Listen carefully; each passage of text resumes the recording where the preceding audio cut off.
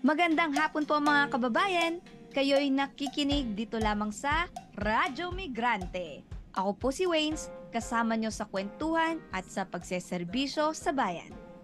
Ako naman po si Julie, bumabati ng isang mapagpalayang tanghali sa inyong lahat, lalong-lalo na sa ating masisipag, masisikap at mapagmahal na mga migranteng manggagawa sa bawat sulok ng mundo. Kamusta mga karadmig? Ito si Tita Clau nakikisawsaw sa mga ganap at issue na mahalaga sa ating mga kababayan. Welcome po sa Toronto's Best Filipino Community Radio Show. Samahan nyo kami sa ating episode 33 ngayong October 29, 2023 at ating alamin ang human rights situation sa ating bansa.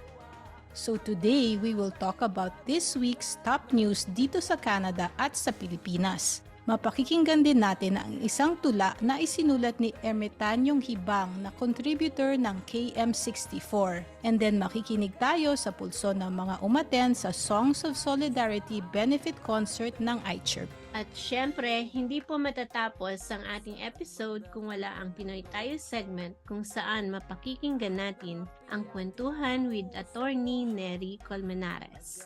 Hindi rin makukumpleto ang ating episode kung wala tayong current and latest community listings sa GTA. Ayan, napakaraming pala nating pag-uusapan today. So sige, simulan na natin para sa ating top 3 news this week. Para sa unang balita, from Alter Media, without immunity, Duterte faces first crime rap in local court.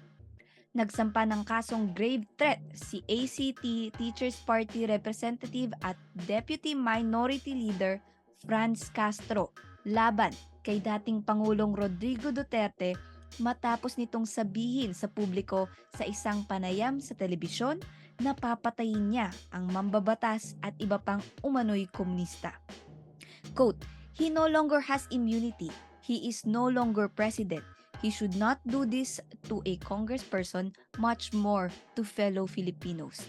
Unquote. Sinabi ni Representative Castro matapos niyang ihain ang kanyang reklamo sa Quezon City Hall of Justice noong Martes, October 24. Ayon sa kanyang mga abogado na sina Antonio Laviña at Rico Domingo, kung si Duterte ay makasuhan ng paglabag sa Article 282 ng Revised Penal Code, maaari itong maharap ng hanggang 6 na buwang pagkakakulong at multang 100,000 pesos. Kamakailan lang, tinawag ni VP Sara Duterte na, quote, "kalaban ng bayan," unquote, ang mga nagtatanong tungkol sa confidential funds. Tapos ngayon, sinabihan ni Digong ang kanyang anak na si VP Sara na harapin si Representative Franz na sila ang target ng Intel funds. Ay dapat lang kasuhan yan. Kung tutuusin, ang banta ni Digong ay dokumentado at nasaksihan ng maraming tao. Hindi ito nanganguluhugang mananalo siya sa kaso, knowing the powers that be na kakalabanin niya. Pero at least, may kita ng sambayan ng Pilipino na may paninindigan siya. At para naman sa pangalawang balita, from Codao Productions, Locsin hit for Death to Palestinian Children tweet. Sinabi ni Moro Christian People's Alliance o MCPA Secretary General Amira Lidasan na kinondena nila si Ambassador Teodoro Locsin Jr. at iba pang nag-iisip na katulad niya na nagnanais ng genocide sa mga Muslim. Sinabi ng Migrante International na ang pahayag ni Locsin ay, quote, "deplorable and unacceptable," unquote, dahil sa katotohanan na napakaraming mga batang Palestinian ang namatay noong nakaraan dahil sa pananakop ng Israel sa kanilang tinubuang bayan. Sa isang post na ngayon ay tinanggal, binigyang katwiran ni Locsin ang pagpatay sa mga batang Palestinian as, quote, "they might grow up to be as gullible as their elders who let the group Hamas launch rockets at Israel," unquote. Sinabi ng Migrante International na ang tweet ni Locsin ay nag-aambag sa wholesale dehumanization at criminalization ng Palestinian people. Sinabi ng grupo ng mga migrante na dapat pagbawalan si Locsin na humawak ng anumang mas mahalagang posisyon sa gobyerno, isang panawagan na sinuportahan ng MCPA. In fact, meron na ngang campaign na sinimulan sa online petition platform na change.org na humihiling na tanggalin si Locsin as Philippine Ambassador for promoting hate and violence. We must demand his removal from office to ensure these harmful ideologies do not continue to spread unchecked. By doing so, we send a clear message that the hate speech will not be tolerated from those in positions of power, ang nakasaad sa petisyon. Kitang-kita natin ang kamangmangan at indifference ni Locsin sa ilang dekada ng pakikibaka ng mga Palestinian. Kahiya-hiya talaga yung ambassador na yan. Hindi siya karapat-dapat na kumatawan sa Pilipinas. Isa siyang kahihiyan sa sambayan ng Pilipino. At para naman sa pangatlo at huling balita, from Bulatlat, Bangsamoro people stand for Palestine. Para sa Bangsamoro people, ang sitwasyon sa Palestine ay maaaring magpatindi sa mga pag-atake sa mga Muslim sa buong mundo. Quote, like our Palestinian brothers and sisters, we know how it feels to have lost your home and your livelihood because of the siege. Similar to what has been happening in Gaza, for the longest time, members of the Maranao community in Marawi continue to experience indiscriminate bombings and displacement. Unquote. Ito po ay sabi ni Drieza Lininding, the chairperson of the Moro Consensus Group. In recent history, the Marawi siege back in 2017 has displaced thousands of the Moro people.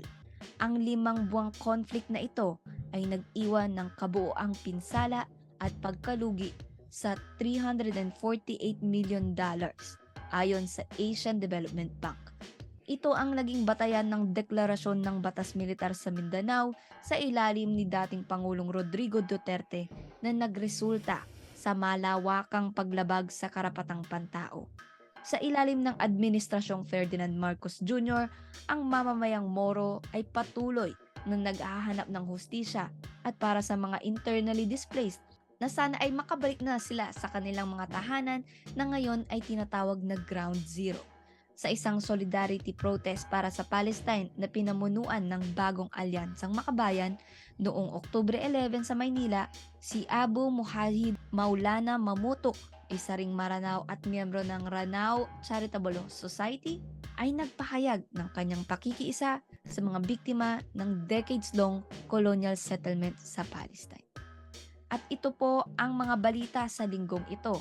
Maraming salamat sa pakikinig. Ang susunod naman ay mapakikinggan natin ang ating Filipino Word of the Day. Ako po ulit si Julie and welcome to Filipino Word of the Week, where we will share a new Filipino word each week from different languages in the Philippines. Did you know in the Philippines there are approximately 130 Philippine languages as validated by the Komisyon sa Wikang Pilipino? The main languages include Tagalog, Cebuano, Ilocano, Hiligaynon, Waray, Bicolano, and many more. For this week, we bring to you the Tagalog word Tayutay, meaning figure of speech. Ang tayutay ay isang pahayag na gumagamit ng mga salita sa isang di pangkaraniwan o hindi literal na paraan upang mapaigting ang bisa ng kahulugan. Ang ilan sa mga uri ng tayutay ay pagtutulad, pagwawangis, at pagmamalabis. Ang pagtutulad o simile ay ginagamit sa paghambing ng dalawang magkaibang bagay, tao, pangyayari at iba pa. Gumagamit ng mga salitang tulad ng, gaya ng, para ng, kawangis at iba pa. Ang pagwawangis naman o metaphor ay katulad ng pagtutulad, ngunit hindi ito gumagamit ng mga salita gaya ng sa pagtutulad. At panghuli, ang pagmamalabis o hyperbole. Ito yung lubhang nagpapalabis o nag-exaggerate sa kalagayan ng tao, hayop, bagay at halaman. Let's use it in a sentence, mga karadmi. Swak itong word of the week sa tema natin na human rights situation sa Pilipinas. Ang madalas na palusot ng mga kroni ni Duterte ay tayutay lang daw ang mga ikinukuda ng mga death threats ni Duterte. Pero tayutay nga lang ba ito? Oo nga, magandang tanong yan dahil related sa pinag-usapan natin nito lang sa top news tungkol sa pagsampa ng kaso ni Representative Castro kay Duterte dahil dun sa death threat niya na sinabi niya publicly. Ang explanation dito ni Senator Bato de la Rosa, sabi niya tayutay lang daw iyong sinabi ni Duterte, figure of speech lang daw. Dahil ang sinabi niya, itong explanation niya ay pagwawangis lang daw ang sinabi ni Duterte dahil hindi niya daw talaga sinasabing patayin si Representative Castro, kundi patayin daw yung ideolohiya. Yun daw yung meaning niya. So, metaphor daw, hindi daw Ginagawa literal. tayong tanga. Ayun. So, ganun. naniniwala ba tayo dyan mga karating? Ganun ba yun? Oh. Hindi daw talaga imo-murder yung tao, imo-murder daw yung ideolohiya. Yeah. So, Okay. tingnan Sige natin na nga. kung Sige na papasok nga. yan sa korte. Ito naman ang sentence ko. Ang Marawi Siege ay isang sugat na hindi maghihilom.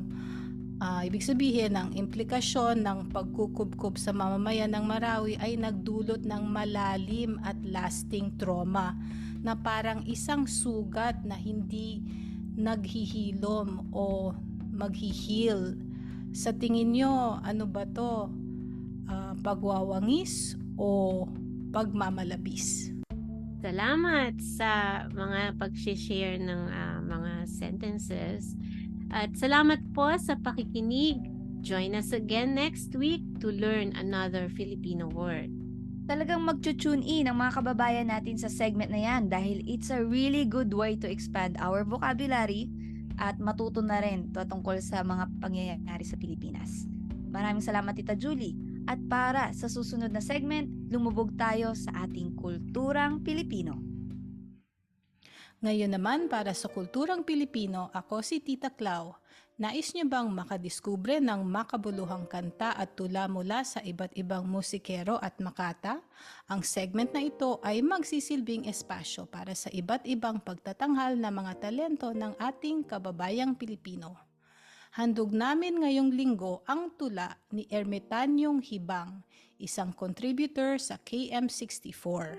Ang Kilometer 64 ay isang ugnayan ng mga makata at mga may nagtatanging hilig sa tula na ang karamihan ng mga kasapi ay nasa Pilipinas ngunit may ilan din namang nasa ibang bansa. Nabuo ito noong March 14, 2003. Itong tula ay tinatawag na Jollibee Ranara Diaspora. Ito ay tungkol sa overseas Filipino worker na si Jollibee Ranara.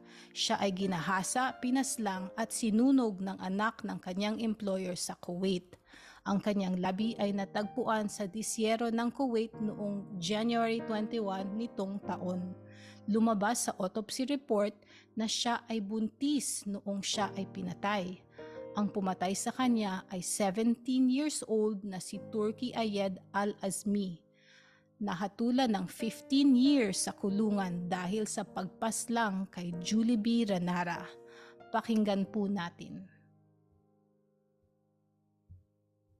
Jollibee Ranara Diaspora by Ermetaryong Hibang. Jollibee Ranara, wala akong mahagilap na mga talinhaga na maaaring itugma sa mga salita, kundi pasakit at pagdurusa. Ikaw ba'y maitatala lamang sa istatistika ng libo-libong inabuso at pinaslang ng mga diaspora? Maisisilid na lamang ba ang iyong kwento sa ating mga sagradong maleta at kahon at malilimot sa pagdaan ng panahon? Mapapaos ba o kung di naman kaya'y mapapatid aming mga litid sa pagsigaw ng hustisya? Sa lipunang tilay yata lalong nabingi at tuluyang nabulag ang mga mata. Ngunit umasa ka, kabayan. Hanggat bulok ang sistemang ating kinagisnan, wala pang punglo ang pinanday na pipigil sa atin sa pagtindig at paglaban. Mabuhay tayong mga bagong bayani, tayong mga bagong martir, tayong mga migrante. Muli ako si Tita Clau, lagi niyong maasahan na maghahandog ng makabuluhang musika, tula at marami pang iba na nagdidiwang ng kulturang Pilipino dito lang sa Radyo Migrante 105.5 FM. Sa ating PULSO segment, pakinggan natin ang mga saloobin ng ating mga kababayan na umattend sa Songs in Solidarity Benefit Concert hosted by ICHR or International Coalition for Human Rights in the Philippines. Pakinggan po natin. I'm Ryan. I perform under the name Diana's spouse, and I'm really thankful for everyone to come out to this tonight. Sorry we're running a bit late. I myself am a member of ICHR, but I'm actually one of the people that's going to Bangkok to the conference that we're fundraising for. So I'm really happy that so many people came out to support our fundraising effort. This one I wrote last year while I was in the Philippines, and I wrote it for all of the 800 political prisoners that are held captive in the Philippine prison system.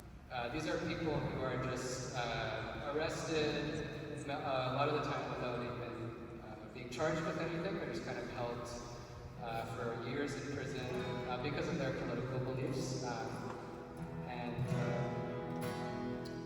What I want all of us to remember is that those people are just in what they're struggling for. The things that they're fighting for are just the basic rights of workers, farmers, indigenous people, and so this song is about how one day they'll be free and they'll be welcomed home.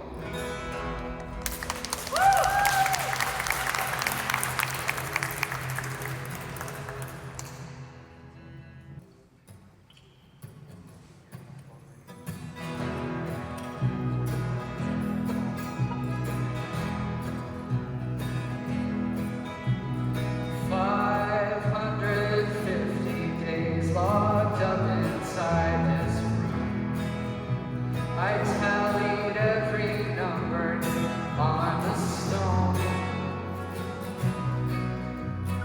No kind of punishment can stop the coming change.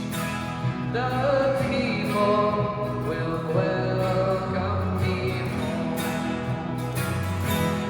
like the open highway beyond. My name is Jessie, and I am part of Anak Bayan Scarborough.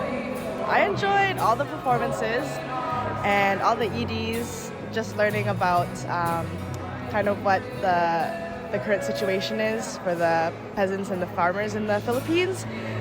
Connecting that to what I learned today, I guess a significant part of today's event.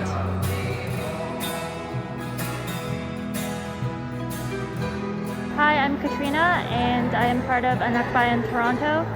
My favorite part of this event were the musical performances, especially Dionea's Spouse. They were so great, and I can't wait to go home and listen to them on Spotify. That was amazing.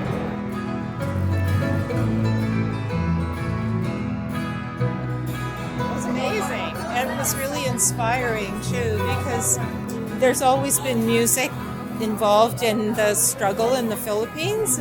So, I mean, along with the education, hearing all this amazing music, it was really inspiring because it's a way to reach people, you know. Have more of these and we'll bring more people. Like the river downstream from reach in its dam, the people will welcome me home.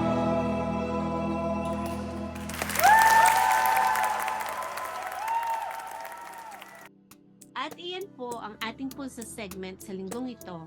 Maraming salamat sa mga nagbahagi ng kanilang karanasan.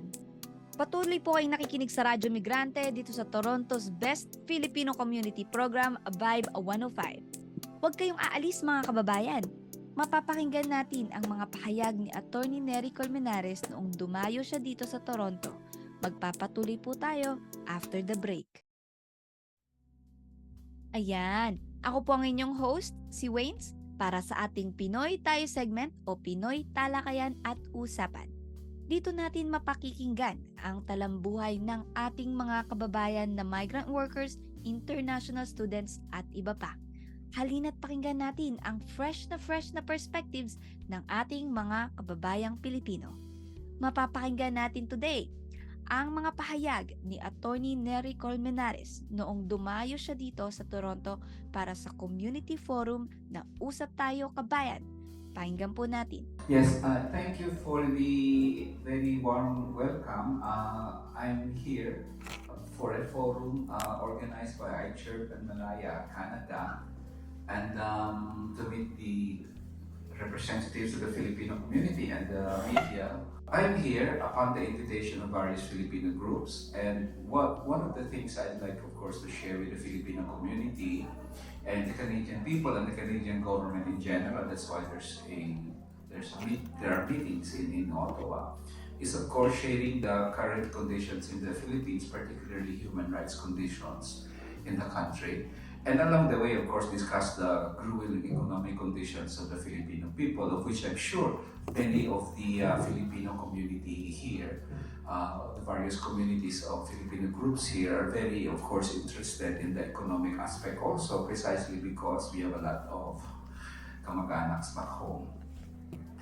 And the other thing I'd like to discuss, other than the relevant human rights, economic, political conditions in the country today, is an expression of concern on the part of some Filipino human rights groups and human rights defenders to the still amorphous plan of the Canadian government for the Indo-Pacific strategy, in particular the security aspect.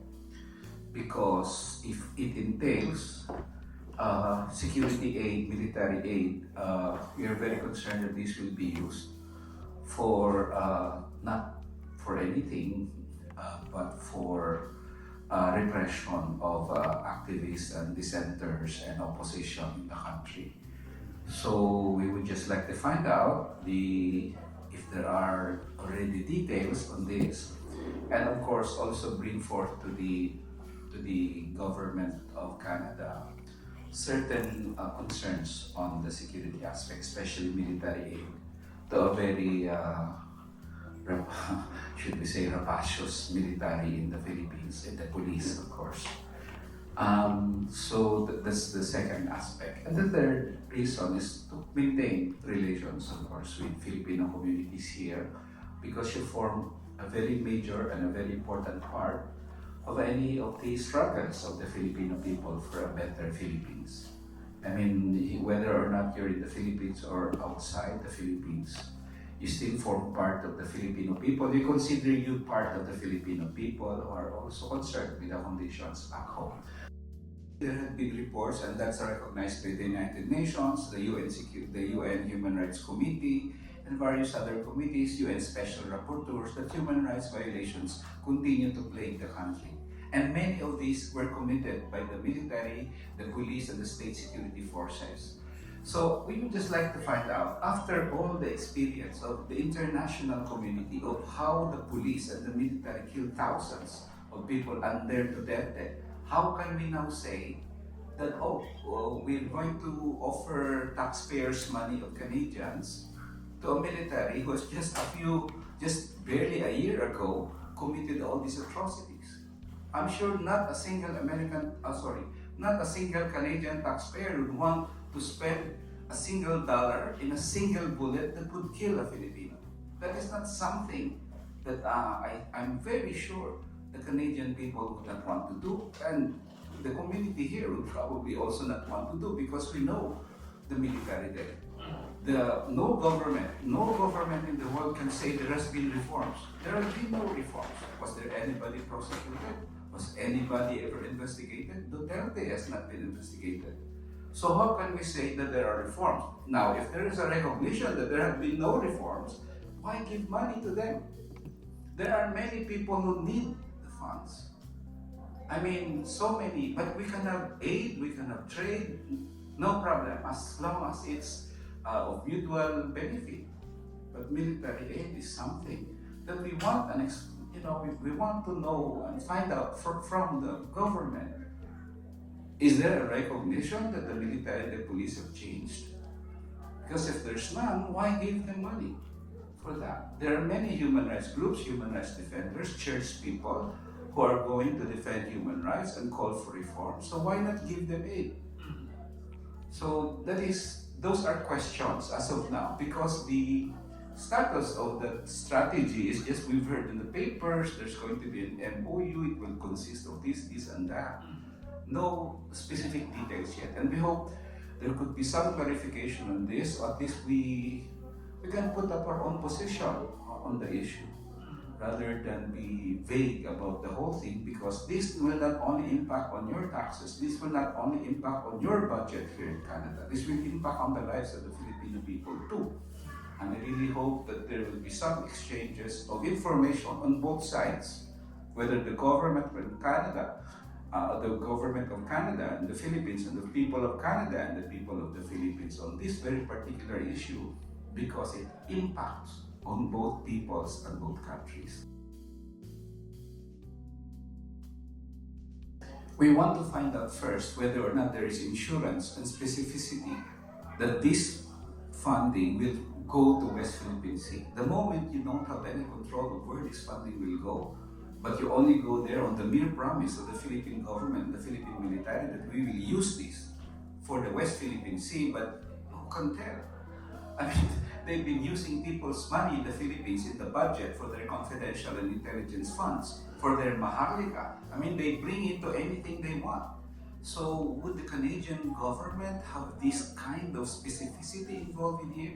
Because everybody's concerned with the West Philippine Sea and the South China Sea conflict. But all of us want a peaceful resolution to the dispute. We don't want an escalating war there. And any military or security intervention in the South China Sea, we don't like it, because that will mean war, that could lead to a shooting war. And in a shooting war, the Philippines will be like the Ukraine. It's actually a battle between Russia and the US, and yet the Ukrainian people are suffering. We can suffer that too because of the Chinese and the US conflict. So we want to find out how the strategy will work, because we have, and I discussed it in the forum, we have our own proposals on how to resolve the South China Sea dispute peacefully, rather than creating a military component of resolving the issue. So, yeah, as of now, we don't know. There are mentions of West Philippine Sea or South China Sea as a component of that security. Is that all? I mean, what if they put it in an intelligence fund rather than buy ships? I mean, if we don't know that. If they put it in intelligence fund, it can go anywhere now. And it can really go to buying bullets to kill Filipinos, because it's an amorphous fund. So I guess that's one thing we need to clarify. We have no clear positions in the sense that we know what they're planning specifically, but we have a position of concern already because of the security component of the Indo-Pacific strategy. Thank you. We have a question here. Please. Hi, good afternoon, Atty. Neri. My name is Jules. I am a representative of the Radyo Migrante Collective. I have a question for you, and if I can ask you in Tagalog, if that's okay. Yes. Isa po kayo sa mga nag-file na petition sa Supreme Court to deem the Maharlika Investment Fund unconstitutional. Ano po ang inyong mga batayan sa pagtawag sa MIF na unconstitutional? At kung pwede ko din po i-follow up na tanong ay, ano po sa tingin ninyo ang epekto ng Maharlika Investment Fund sa mga migranteng Pilipino? Yes. Well, basically, we went to the Supreme Court to challenge the constitutionality of the Maharlika Investment Fund. It's basically a creation of a corporation by the government of President Marcos. called Maharlika Corporation to the tune of at least 500 billion pesos. The problem there on the constitutionality is this. First, it violated the passage, violated the Constitution.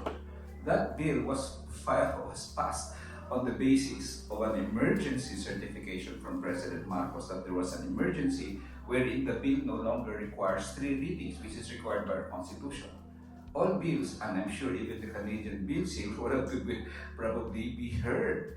At least, I don't know if you have 3 readings here too, but at least it must be discussed and deliberated by the body whether or not you will spend or waste 500 billion pesos of people's money on a corporation. We don't even know who the directors are. I will discuss this in the forum actually later. Secondly, it violated the constitutional provision on the independence of the Bangko Sentral. All central banks around the world, including the Canadian, I am sure, is independent from any administration, any political party. That's the rule for central banks because they decide on certain monetary aspects like, dollar, peso, currency rates, interest rates. This should not be beholden to political powers. But Maharlika is not independent from Malacanang. All of them will be appointed by the president. And thirdly, of course, we believe more than just these procedural requirements of the Constitution. This will impact on the Filipino people, and of course, under the Constitution, there are various rights of the Filipino peoples, including social, economic, and cultural rights, which involves funding education, funding health, funding environmental impact, and all these would be used not for these very specific constitutional requirements, but on a very vague corporation which you have no control on. So that is the main constitutional issue, and of course, the fact that there was no feasibility study as required by the Constitution.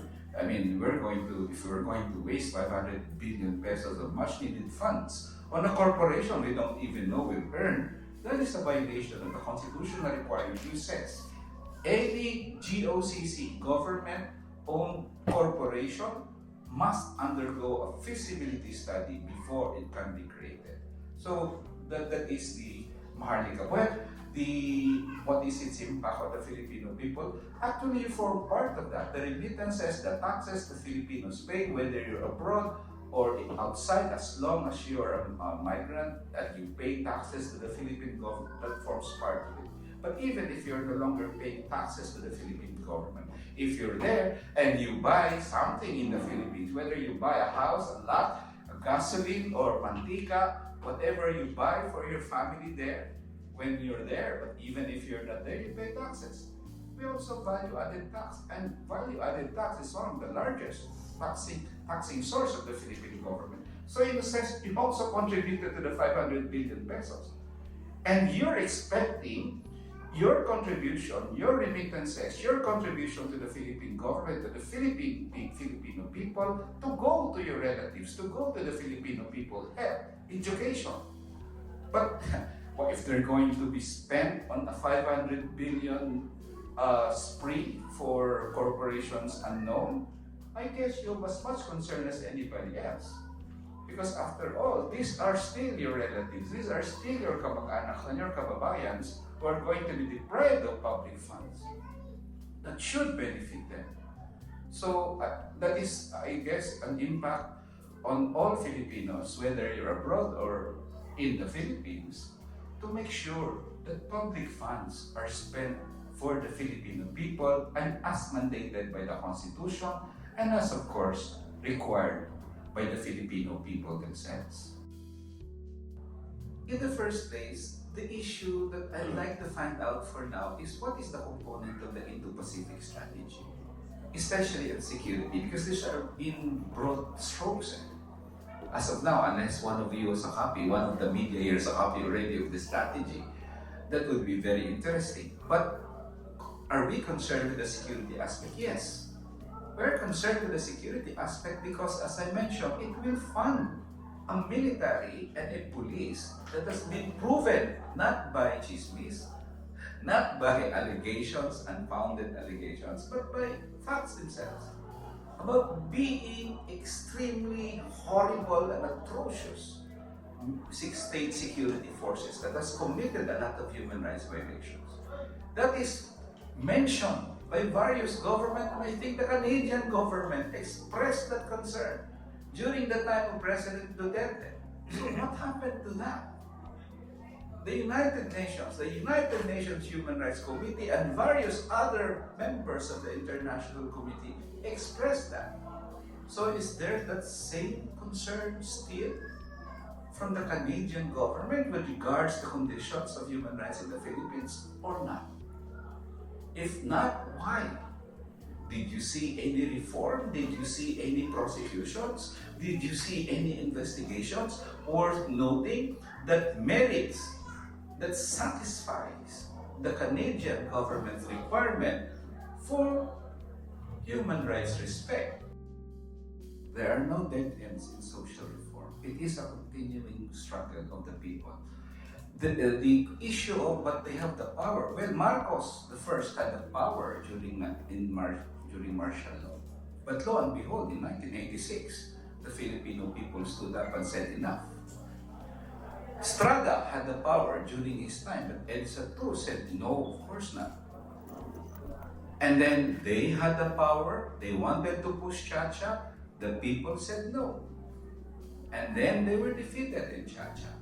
Same with pork barrel, when the people threatened 1 million people march against pork barrel. Throughout our history, it's a history of a people struggle that does not recognize dead ends.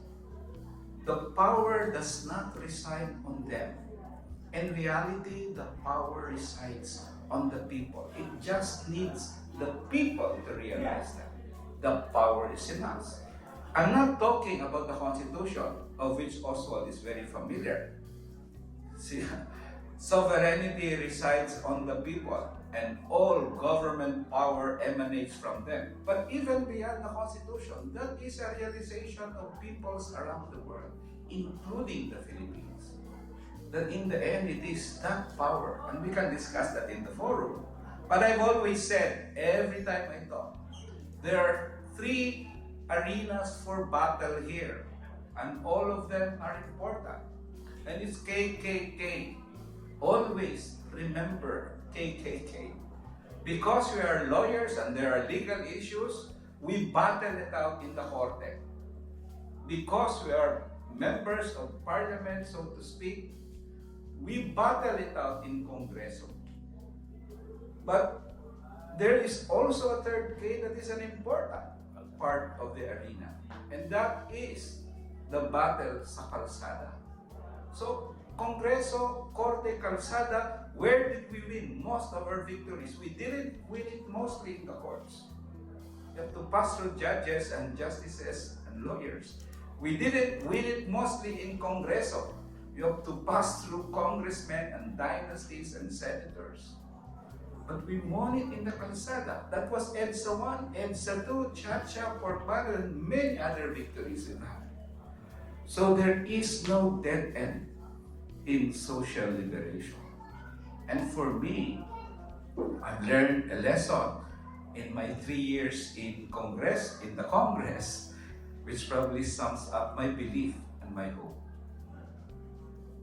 Paminsan-minsan, ang gobyerno na pipilitang gawin ang hindi niya gusto, depende sa paglaban ng tao sa labas ng Kongreso.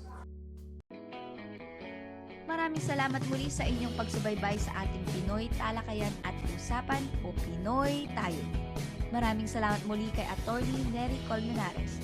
Nakikinig kayo dito lamang sa Radyo Migrante ng Vibe 105.5 FM.